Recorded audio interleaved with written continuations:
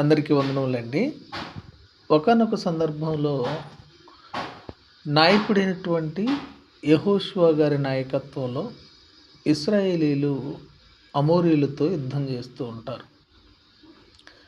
అమోరీయులతో యుద్ధం చేస్తున్న సమయంలో ఒకరోజు వారికి సరిపోవట్లేదు. చీకటి పడుతుంది. చీకటి పడితే యుద్ధం చేయటం కుదరదు. ఈ అమోరీయులు పారిపోయే అవకాశాలుంటాయి. అలాంటి భీకర యుద్ధంలో నాయకుడైనటువంటి యెహోషువ గారు దేవునికి ప్రార్థన చేశాడు. ఏమన్నా తెలుసా అండి?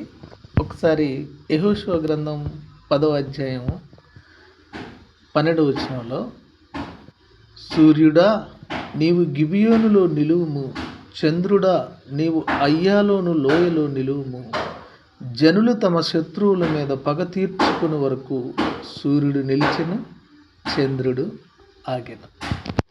చూడండి దేవుని పిల్లారా, ఒక నరుడు మనవి విని దేవుడు టైంను ఆపటం అంటే ఎంత ఆశ్చర్యకరమైన విషయం.